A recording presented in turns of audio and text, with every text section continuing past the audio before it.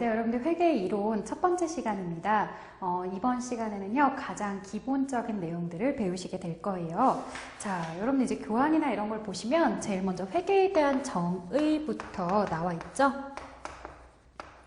자, 회계다라고 하면요, 우리가 정보 이용자가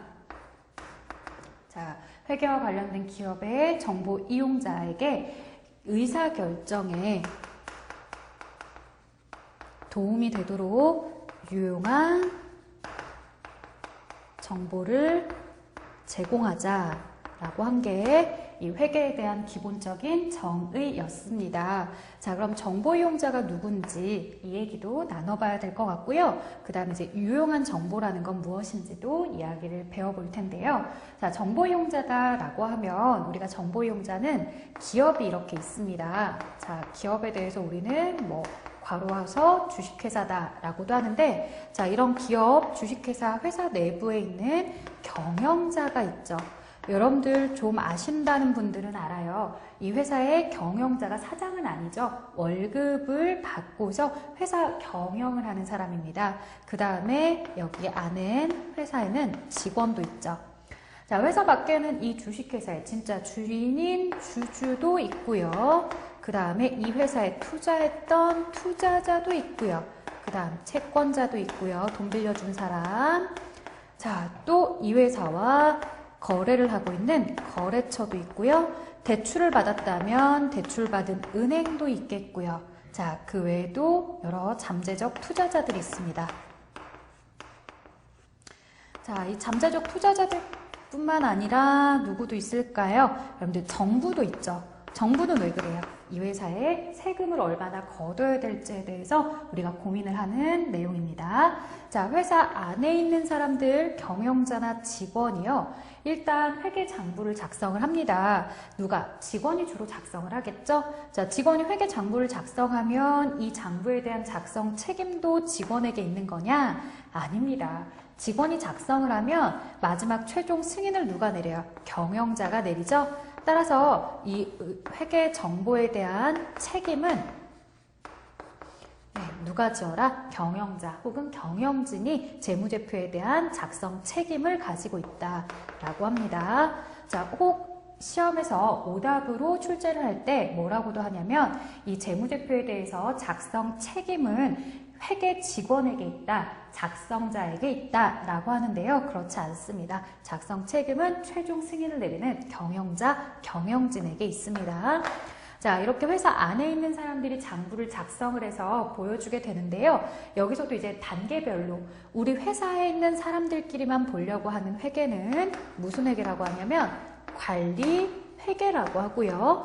외부에 있는 사람들에게 보여주는 건 약속된 양식이나 표현들을 가지고서 작성을 한 재무 회계라고 하고요. 자, 그리고 나라에 세금을 내기 위해서 정부에 보여주는 내용은 세무 회계라고 합니다.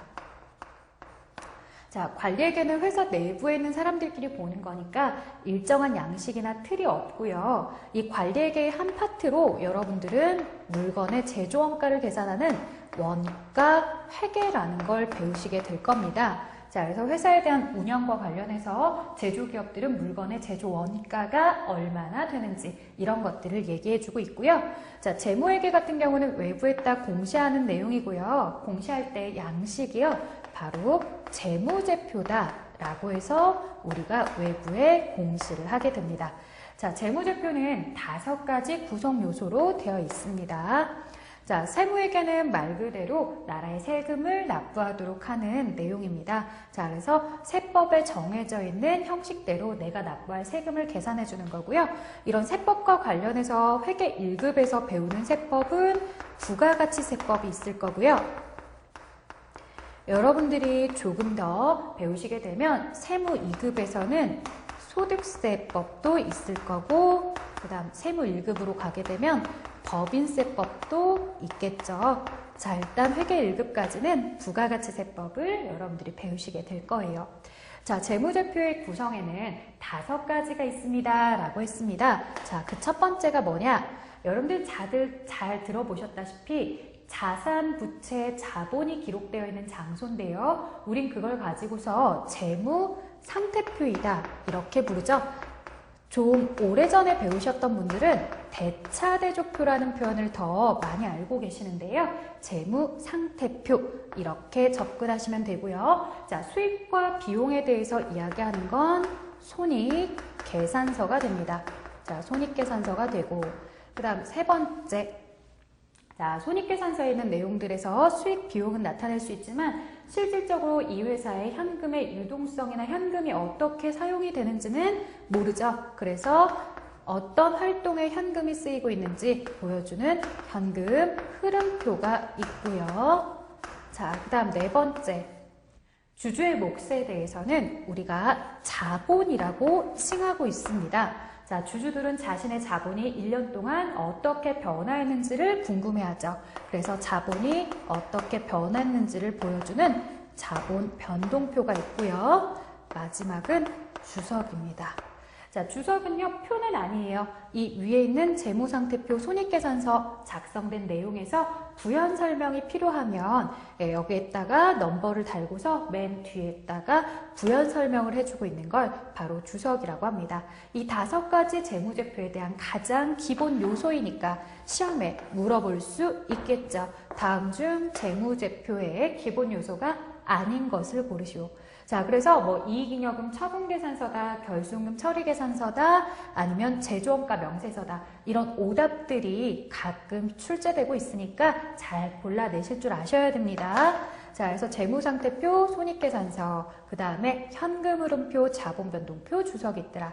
우리가 주로 배우게 될 내용은 재무상태표에 들어가는 요소 3가지, 자산, 부채, 자본을 배우실 거고요.